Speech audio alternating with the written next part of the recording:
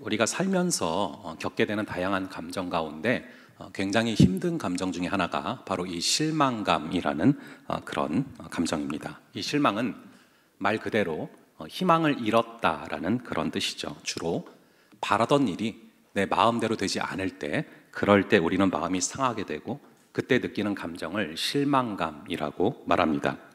우리가 실망을 하게 되면요, 그때부터 낙심을 하게 됩니다. 그러니까 마음이 너무 무거워져서 땅바닥에 떨어지는 거죠.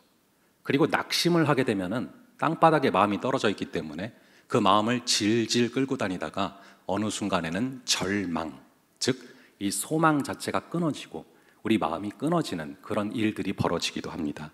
그래서 이 실망이 절망으로 이어지기 전에 빨리 우리가 회복을 해야 되는데, 이 말씀드린 것처럼 실망은 주로 바라던 일이 뜻대로 되지 않았기 때문에 마음이 상하는 것을 말하는데요, 그렇기 때문에 열정이 컸던 사람이면 컸던 사람일수록 오히려 더 실망감도 커지게 됩니다. 높이 올라가면 올라갈수록 더 아프게 떨어지게 되는 것이죠. 오늘 본문의 모세는 열정이 있는 사람이었습니다. 그러나 그의 초반의 40년의 그 뜨거움은 잘못된 열정이었습니다. 그래서 그 열정을 주체를 하지 못하고 휘두르다가 사람을 죽이게 되죠. 그 뜨거움 때문에 이스라엘 공동체 역시도 그를 품지를 못합니다. 왜입니까? 열정이 있는 것은 좋지만 그 열정이 잘못된 방향으로 표출이 됐기 때문이죠.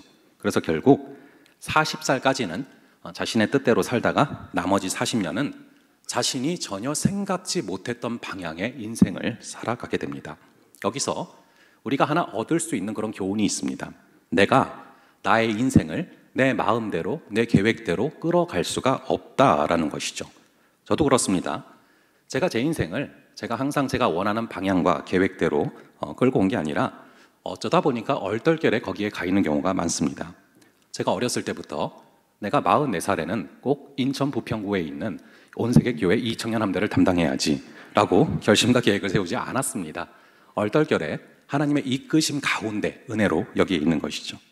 여러분 역시 지금 여러분들이 처해 있는 그 상황이 꼭 여러분들이 주도 면밀하게 계획해서라기보다는 하나님의 이끄심 가운데 또는 얼떨결에 와 있는 경우들이 많이 계실 것입니다.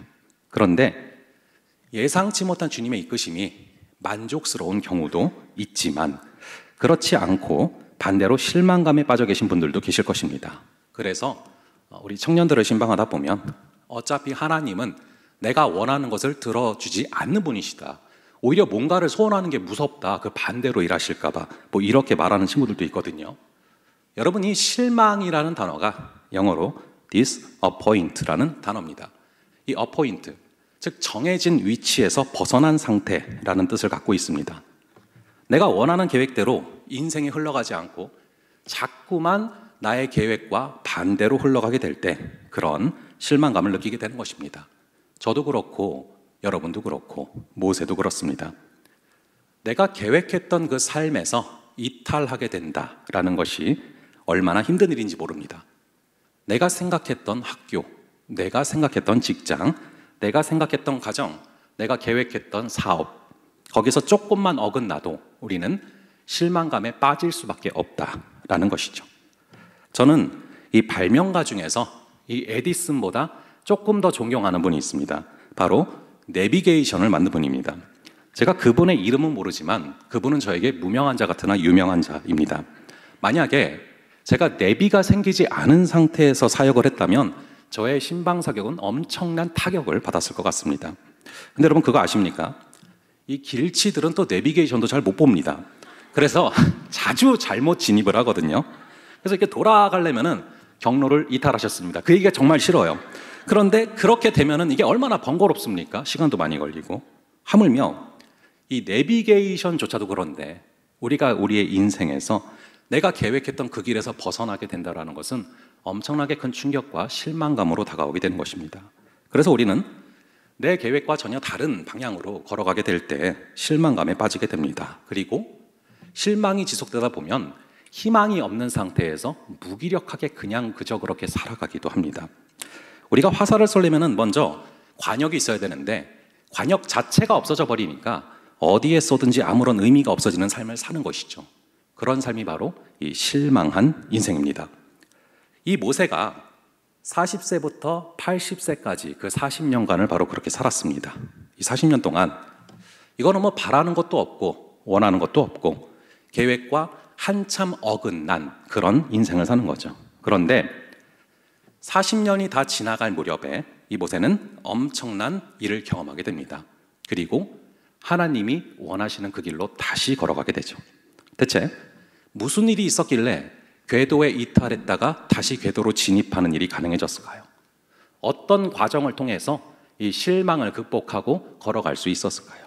우선은 평범한 눈으로 나를 비범한 눈으로 바라보는 걸로 바꿨을 때, 즉 내 자신은 너무나 평범하지만 주께서 주시는 비범한 눈으로 나를 바라보기 시작했을 때 모세가 바뀌는 것을 보게 됩니다. 우리 한번 1절의 말씀을 다 함께 한 목소리로 읽어 보겠습니다. 시작.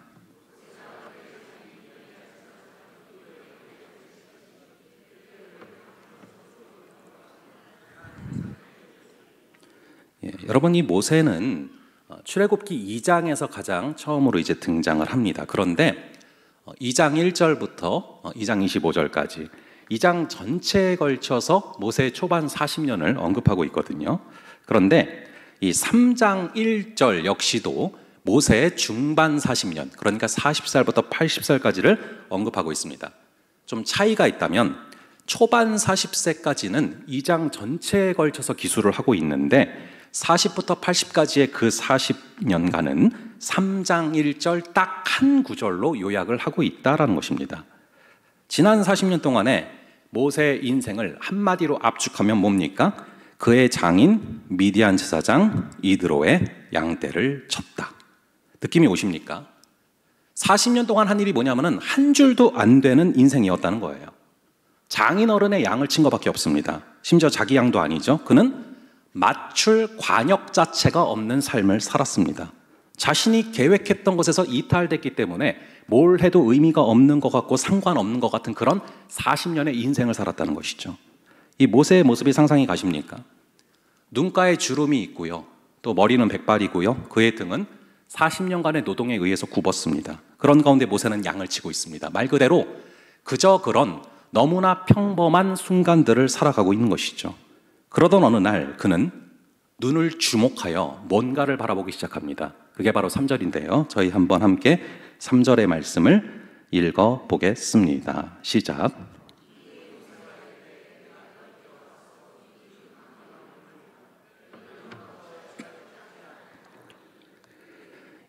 내가 돌이켜 가서 이 큰 광경을 보리라. 모세는 평범한 그날 가운데 뭔가를 주목해서 바라보기 시작합니다.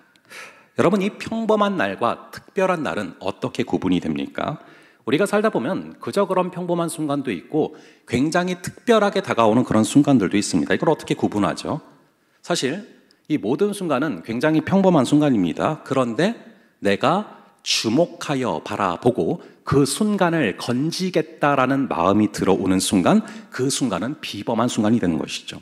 이 에베소서 5장 16절에 보시면 세월을 아끼라, 때가 악하니라 라는 구절이 있습니다. 여기서 세월을 아끼라 할 때 저 아끼라라는 단어가 바로 건져 올린다라는 단어인데요. 헬라어로 엑사고라조라는 단어가 쓰이고 있죠. 성경의 다른 구절에서 구하다, 속량하다, 구속하다, 구원해내다 라는 단어로 번역되고 있는 단어입니다. 즉 평범한 시간들 가운데 세월을 아끼는 사람은 그 시간을 죽이는 것이 아니라 그 시간을 살리고 구원하고 구속해낸다. 그럴 때 의미가 부여된다라는 것이죠. 우리가 늘상 너무나 똑같은 순간들을 살아가고 평범하게 느껴지지만 그 시간을 주목해서 바라보고 그 시간을 의미 있게 바라보고 그래서 그것을, 그 순간을 구속하고 건져내고 구원하는 저와 여러분 되기를 간절히 바랍니다. 여러분의 한 주간의 시간이 그저 그런 평범한 시간이었을지라도 적어도 지금 이 시간만큼은 건져내고 구속하는 여러분 되기를 간절히 바랍니다. 그래서 킬링 타임을 하는 것이 아니라 세이빙 타임을 할 수 있는 귀한 역사가 있기를 간절히 바랍니다. 이 이탈리아 출신의 바이올린 연주자 가운데 이 니콜로 파가니니라는 사람이 있는데, 이 파가니니가 무명이었을 적의 이야기입니다. 이 사람이 파리에서 연주를 하는데 이 파리의 청중들이 너무 도도해서 듣지를 않는 겁니다. 그러니까 무명이니까 무시를 하는 거죠. 얼마나 긴장이 되겠습니까? 그런데 설상가상으로 연주를 하던 도중에 줄이 하나 툭 끊어졌어요. 그럼 여러분 이제 몇 개가 남았죠, 줄이? 예, 그러실 줄 알았습니다. 저도 이제 바이올린의 문외한이라서 이번에 찾아봤는데 바이올린이 총 줄이 4개더라고요. 그러니까 단 4개의 줄로 그런 아름다운 소리를 만들어낼 수 있으니 이게 얼마나 훌륭한 악기입니까? 그런데 어쨌거나 거기서 하나가 끊어졌으니까 이제 몇 개 남았죠? 줄이 3개가 남았습니다. 이 줄이 끊어진 걸 보고 관중들이 굉장히 막 놀라서 당황을 했는데 이 파가니니는 아랑곳하지 않고 계속해서 나머지 3줄로 연주를 하는 겁니다. 그런데 참 기구하게도 줄이 또 하나 끊어졌어요. 그럼 이제 2개 남았죠. 그래서 거침없이 그럼에도 불구하고 나머지 2줄을 가지고서 연주를 했습니다. 그런데 날카로운 소리를 내면서 3번째 줄이 또 끊어진 거예요. 관중들은 이제 불쌍히 여기는 마음까지 들면서 결국에는 연주를 멈추겠지라고 생각을 했는데, 이 파가니니는 3줄이 끊어졌음에도 불구하고 나머지 1줄로 침착하게 끝까지 연주를 완주했습니다. 그래서 그것을 보던 모든 관중들이 기립박수를 치게 됐고, 그때부터 실제로 1줄로 연주하는 방법을 파가니니 연주법이라고 합니다. 그때부터 굉장히 유명한 그런 인생이 된 거죠. 그에게는 매번 다가오는 그런 바이올린을 연주하는 시간이었지만, 심지어 역경까지 겹쳐서 왔지만 그럼에도 끝까지 완주했을 때 그 시간은 그에게 비범한 순간으로 다가온 것입니다. 우리 역시도 마찬가지입니다. 때로는 인생을 4줄 가지고 뛰는 분들이 계십니다. 집안도 좋고 공부도 잘하는데 이쁘고 착하기까지 해요. 그럼 우리가 질투가 나죠. 하지만 모두가 또 4줄 갖고 뛰는 건 아닙니다. 어떤 사람은 3줄을 가지고 열심히 뛰는 사람도 있습니다. 그럼 나는 3줄밖에 없다라고 생각하고 나의 인생을 포기합니까? 아니죠. 때로는 줄을 하나만 가지고 뛸 수도 있어요. 은사가 하나밖에 없는 사람도 있습니다. 저도 그렇고 여러분도 그렇잖아요. 그래도 우리는 끝까지 완주해야 하는 것입니다. 그럴 때 어느 순간 평범해 보이던 그 순간이 비범한 순간으로 다가오게 될 줄을 믿습니다. 평범한 나를 비범한 눈으로 바라볼 수 있는 그런 저와 여러분 되시기를 간절히 바랍니다. 그렇게 모세가 너무 평범했던 그 일상에 너무 평범했던 순간을 비범한 눈으로 바라보는데, 그때 눈에 뭐가 들어옵니까? 우리 한번 오늘 본문의 2절의 말씀을 함께 한 목소리로 읽어 보겠습니다. 시작.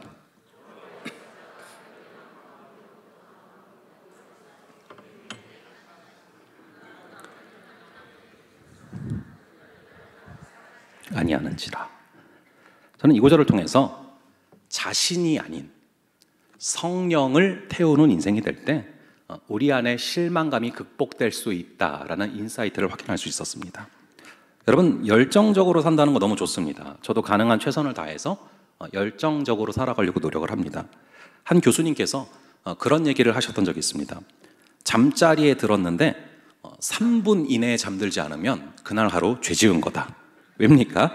이 삶에서 최선을 다하지 않았기 때문에 에너지가 남아 있어서 그래서 잘못 살았다는 거예요. 너무 빡빡하긴 하지만 그럼에도 우리 모두가 3분 안에 잠들 수 있는 은혜가 있기를 간절히 바랍니다. 근데 여러분, 그런 열정보다 훨씬 더 중요한 것은 그 열정이 어디서부터 시작되고 어디서부터 오느냐라는 것입니다. 이 모세의 초반 40년의 삶은 나 자신으로부터 열정을 끌어내는 그런 삶이었습니다. 하지만 열정은 하나님으로부터 흘러나와야 부작용이 없습니다. 이 열정이란 단어는 영어로 enthusiasm이란 단어인데, 이 단어는 en과 theos라는 그런 라틴어로 이루어져 있죠. 즉 in God이란 뜻입니다. 이 열정이란 단어 자체가 어원적으로 하나님 안에서란 어원을 태생적으로 가지고 있다는 말입니다. 여러분이 올바른 열정이란 하나님 안에서 시작되고 하나님을 만나서 하나님을 체험하는 것으로부터 시작되어야 진짜 열정이라는 것을 잊지 마시기 바랍니다. 반대로 나로부터 시작되는 마구잡이의 열정은 우리 모두를 위험에 빠뜨릴 수도 있습니다. 여러분이 보이스 비 앰비셔스라는 소년이여 열정을 품어라라는 이 슬로건이 아무런 방향이 없이 외쳐졌을 때 유럽에서 결국 그 열정을 가진 자들이 2차 세계대전을 일으켰음을 우리는 너무나 잘 알고 있습니다. 우리 다시 한번 오늘 본문의 2절의 말씀을 함께 읽어보겠습니다. 시작. 여호와의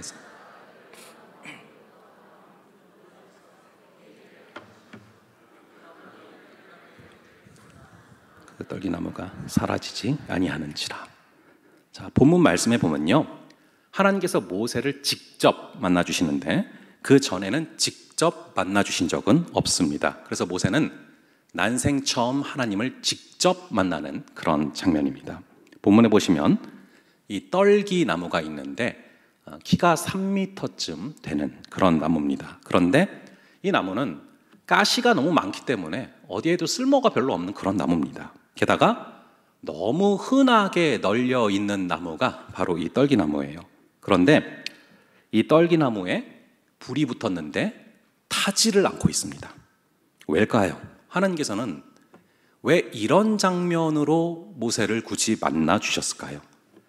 다른 방법도 굉장히 많은데 왜 하필이면은 모세를 처음 만나시는 그 장면에서 이 쓸모없는 나무에 불이 붙었는데 타지 않고 있는 이런 모습으로 모세를 만나 주셨을까요? 그 이유는 분명히 모세에게 던지고 싶은 메시지가 있고 그 이유는 바로 모세 너가 이런 모습이 되어야 한다라는 것입니다. 이 떨기나무는 모세예요. 모세는 초반 40년 동안은 자신이 굉장히 잘났다, 위대하다라고 착각을 했지만 중반 40년을 살다 보니까 실은 자기는 어디에서나 볼 수 있는 그런 아저씨에 불과하고 떨기나무에 불과하다라는 것을 아주 절실하게 깨달았습니다. 자신의 열정으로 뛰다 보니까 그 가시로 남도 죽였죠. 바로 그 떨기나무는 모세 그 자신을 탑니다. 그런데 시간이 흐른 후에 하나님께서 보여주신 떨기나무는 어떤 모습입니까? 2절에 보니까 떨기나무에 불이 붙었는데 그 떨기나무가 사라지지 아니하는지라. 불이 붙었는데 불타 없어지지를 않아요.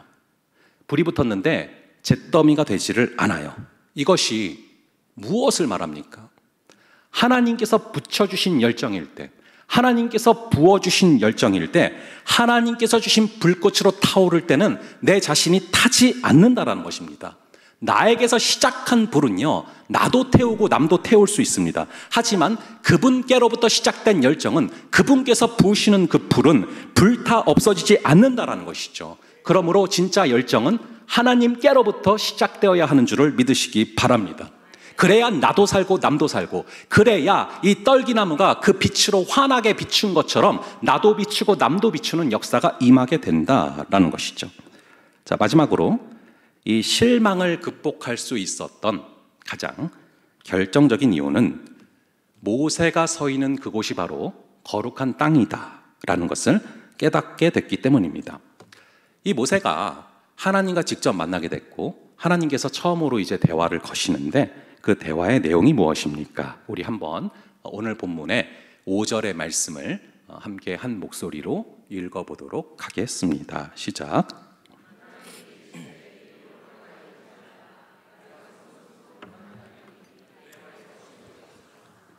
대화의 주된 화제가 무엇입니까? 이 장소 이야기를 하고 있습니다. 네가 선 곳은 거룩한 땅이다. 왜 첫 만남에서 땅 얘기를 하실까요? 하나님의 주된 관심사가 부동산입니까? 왜 땅 이야기를 굳이 하십니까? 하나님께서 장소를 얘기하시는 이유는 그 장소가 바로 우리의 삶의 근본이기 때문에 그렇습니다. 우리의 인생을 표현할 때 뭘로 표현하면 우리 인생을 가장 잘 표현할 수 있을까요? 바로 시간과 공간으로 표현하면 가장 잘 표현할 수 있습니다. 예를 들면 저는 한국 나이로 44세고 부평구에 살고 있는 사람입니다. 시간과 공간이잖아요. 여러분의 인생은 시간과 공간을 벗어날 수가 없습니다. 바로 그 공간을 묻고 계신 것이죠. 아담에게도 아담아 네가 어디 있느냐를 물어보지 않으셨습니까? 마찬가지로 모세에게 네가 서 있는 곳이 어디인 줄 아느냐, 그것은 단순한 광야가 아니다. 평범한 땅이 아니다. 바로 거룩한 땅이다. 그러므로 너의 신발을 벗어라 라고 말씀하고 계시는 것이죠. 여러분, 거룩한 땅이 머나먼 그 어느 곳에 가야지만 있는 것이 아니라 바로 내가 서 있는 그곳이 거룩한 땅인 줄을 믿으시기 바랍니다. 그걸 깨달아야 실망이 희망으로 바뀌고 그걸 깨달아야 길이 보이는 것입니다. 성령님을요, 만나려고 특별한 곳으로, 먼 곳으로 가는 것이 아니라 바로 성령 하나님, 내 안에 계심을 믿으시기 바랍니다. 그렇다면 지금 여러분에게 거룩한 땅은 어디입니까? 이 온 세계 교회 예배당이 거룩한 땅이죠. 하지만 온 세계 교회만, 이 예배당만 거룩한 땅이 아니라 여러분들이 거하시는 땅들도 거룩한 땅이다라는 것을 우리가 파악할 수 있는 것입니다. 여러분, 내가 지금 하나님 앞에 사로잡혀 있다라는 그런 강한 임재 의식에 잡혀 있을 때 그곳이 바로 거룩한 땅이 되는 것이죠. 여러분이 거룩한 땅은 따로 정해져 있지 않습니다. 여러분이 하나님을 인식하고 느낀다면 그곳이 바로 거룩한 땅이 되는 것이죠. 그러나 그분을 느끼지 못한다면 아무리 여러분이 기도원에 가 있을지라도 그것은 그저 한 공간에 불과합니다. 하나님의 임재를 느끼는 순간 그곳에 함께 하시는 성령님을 체험하게 되고 그곳이 거룩한 땅이 되는 것입니다. 많은 사람들은 일주일에 한 번만 주님을 만나는 것으로 착각을 합니다. 그러나 주님은 무소부재하시고 여러분이 계시는 직장에서부터 여러분이 계시는 가정에 이르기까지 모든 곳에 임재하시고 모든 곳을 다스리시는 만유의 주님이심을 믿으시기 바랍니다. 그러므로 모든 순간 나와 함께하고 계시고 모든 순간 나를 바라보고 계시는 그 주님을 인식하는 자리가 바로 거룩한 땅이 되는 것입니다. 제가 유학생활 중에 한 번은 저희 지도 교수님인 폴 스티븐슨 교수님과 함께 트래블링 마켓플레이스 이머전이라는 수업을 들으면서 좀 멀리 있는 이 크리스찬 사업장을 좀 방문하게 됐습니다. 그때 교수님이 직접 운전을 해주시고 제가 조수석에 앉았는데 가면서 이런저런 이야기들을 참 많이 해주셨어요. 그런데 그 이야기들이 굉장히 아직도 저의 가슴에 많이 남아 있습니다. 그때 해주신 얘기 중에 하나가 많은 크리스찬들이 예배를 드리는 것은 거룩한 일이다라는 것을 너무 잘 알고 있는데 가정에서 아이들의 이야기를 들어주는 것도 거룩한 일이다라는 것을 잘 알지 못한다. 그게 바로 믿음과 삶이 분리되기 시작하는 시작점이다. 그러면서 트라이직 디비전이라는 단어를 쓰셨거든요. 그러면서 자신의 얘기를 해주셨습니다. 그 교수님의 자녀가 이 서리라는 지역의 한 회사에서 참 힘든 일을 겪었어요. 자신이 하지 않은 일 때문에 누명을 쓰게 된 거죠. 그래서 그 자녀의 이야기를 교수님이 2시간 내내 마음을 다해서 정말 들었는데 그 이야기를 2시간 들어주는 것도 분명히 거룩한 일이라는 것입니다. 우리 주님은 안 계신 곳이 없기 때문에 우리의 대화 가운데도 임하시고 그 가운데서도 주님의 치유가 임할 수 있기 때문에 그 대화도 거룩한 일이라는 것이죠. 그러면서 저에게 집에 가서 자녀들 얘기를 다 잘 들어주냐라고 물어보시는데 제가 할 말이 없었어요. 그때 저는 무의식 중에 내가 거룩과 세속을 지나치게 이분법적으로 구분하며 살아왔구나 하는 걸 깨닫게 됐습니다. 우리 하나님께서는 안 계신 곳이 없는데 제가 무한한 그분을 너무나 한정시키면서 살아온 것이죠. 노골적으로 표현하자면 무한하신 주님을, 전능하신 주님을 이 예배당 안에만 가둬놓고 살아온 것이 그때까지 저의 모습이었습니다. 공교롭게도 그날이 저희 결혼 기념일이었는데요. 제가 이제 다시 학교 쪽으로 도착을 해서 한 새벽 1시까지 공부를 하다가 밤 늦게 집에 들어가게 됐습니다. 그런데 잠깐 이제 마트에서 줄 선물은 사놨었거든요. 한 화분에 담긴 꽃을 사놨습니다. 그리고 이제 집으로 들어갔는데 뭐 이미 아내는 잠들어 있고 그러면 이걸 이제 어디다 둬야 될까를 잠깐 고민을 했는데요. 그거를 이제 고민하는 사이에 하나님께서 제 눈을 확 열어주시면서 한 곳을 보여주셨어요. 어디다 둘까 고민하는데 어디를 보여주셨냐면은 바로 주방을 보여주셨습니다. 그곳이 얼마나 거룩한 땅인지, 그곳이 얼마나 아름다운 장소인지를 제게 보여주셨어요. 저희가 지냈던 이 가족 기숙사가 있습니다. 가족 기숙사에서 지냈는데 거기에 주방이 진짜 조그매요. 그래서 제가 들어가면 꽉 찹니다. 그래서 잘 안 들어갔어요. 그런데 아내가 이제 유학을 하면서 가장 많은 시간을 보낸 곳은 바로 그 주방이거든요. 거기서 만들어주는 음식을 통해서 뭐 과장을 좀 보탠다면 저는 천국의 맛을 봤습니다. 그리고 제 아이들도 아내의 수고를 통해서 예수님을 닮아서 키와 지혜가 쑥쑥 자라나게 됐죠. 제가 학교에서 가장 많은 시간을 보냈다면 아내는 주방에서 가장 많은 시간을 보내고 있는데 어쩌면 제가 공부하는 학교보다도 더 거룩한 곳이 그 주방일 수 있다는 것을 그날 깨닫게 하셨습니다. 아내의 그 일상에 수고가 없었다면 저는 영어로 학업을 이어가는 것들을 감당해낼 수가 없었겠죠. 어찌 보면 그 큰 사랑이 있었기 때문에 신학 공부에 전념을 할 수가 있었고 그 공부의 전념함을 통해서 얻은 자양분을 저에게 맡겨주신 영혼들에게 흘려보낼 수 있지 않습니까? 그러므로 결국 그 주방은 영혼을 섬기는 일과 너무 밀접하게 연결되어 있는 그런 거룩한 장소인 것입니다. 그래서 고민하다가 거기에다가 화분을 놓고서 잤어요. 이 아내에게 주는 선물을 주기에 가장 적합한 장소였던 것이죠. 여러분, 주님의 일하심을 느끼는 순간 여러분이 계시는 그곳이 바로 거룩한 장소임을 잊지 마시기 바랍니다. 또한 나를 향한 부르심을 깨닫고 그 부르심에 대한 대가를 지불하는 곳이 바로 거룩한 땅입니다. 여러분, 모든 사람에게는 다 부르심이 있습니다. 차이는 그것을 발견했느냐 발견하지 못했느냐 그 차이만 있는 것이지 반드시 부르심이 있고 이유가 있기 때문에 우리가 이 땅에 와 있는 줄을 믿으시기 바랍니다. 그러므로 부르심을 발견하고 그 부르심에 합당한 대가를 지불하는 곳이 바로 나의 거룩한 땅이 되는 곳이죠. 예를 들면 저에게는 매 주일마다 오부 예배를 담당하게 되는 강대상이 거룩한 땅이죠. 하지만 주중에 설교를 준비하는 곳은 정말 다양합니다. 신방과 신방 사이에 시간이 빌 때는 뭐 스타벅스에서 커피를 마시면서 준비를 하기도 하고요. 맥도날드에서 준비를 하기도 합니다. 그래서 카페와 맥도날드는 저에게는 분명히 거룩한 땅이 됩니다. 뭐 버거킹도 그렇습니다. 주로는 하루 일과를 다 마치고 이제 뭐 저녁 양육까지 다 마치고 이제 늦은 밤에 저는 주로 거실에 앉아서 설교를 준비할 때가 많습니다. 제 방을 애들한테 다 내줬고 거실에서 하는데 어제도 이제 청년부 양육을 다 마치고 밤 11시가 훨씬 넘어서 이제 딱 거실에 도착해서 오늘 설교를 준비하기 시작을 했거든요. 그 순간 거실은 저에게 분명히 거룩한 땅이 되는 것입니다. 마찬가지로 여러분만의 거룩한 땅이 분명히 있습니다. 그 땅을 찾으시고 그 대가를 지불하시는 저와 여러분 될 수 있기를 간절히 바랍니다. 그럴 때 그곳은 평범한 땅이 아니라 바로 거룩한 땅이 되는 것입니다. 이 수영 선수 김진호라는 선수가 있습니다. 굉장히 몸이 불편하고 자폐 증상을 앓고 있던 선수인데 2대 독자로 귀하게 태어났는데요.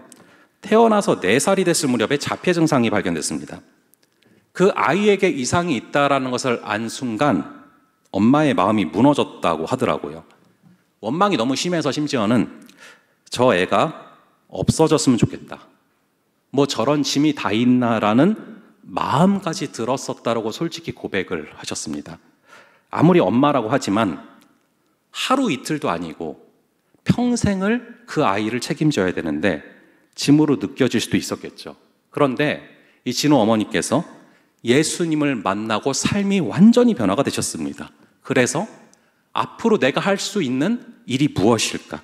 내가 가장 잘할 수 있는 하나님의 일이 무엇일까? 내가 그 소명을 감당하면서 살아가야겠다라고 다짐을 했는데 처음에는 그래서 어떤 선교지를 가야 될까? 어떤 사역을 해야 될까? 이 생각을 했는데 곰곰이 기도를 하다 보니까 자신이 가장 잘할 수 있는 일이 바로 진호의 엄마로 사는 거다라는 것을 보여주셨대요. 이 자폐를 앓고 있는 장애우인 진호의 어머니로 사는 일을 누가 가장 잘할 수 있겠습니까?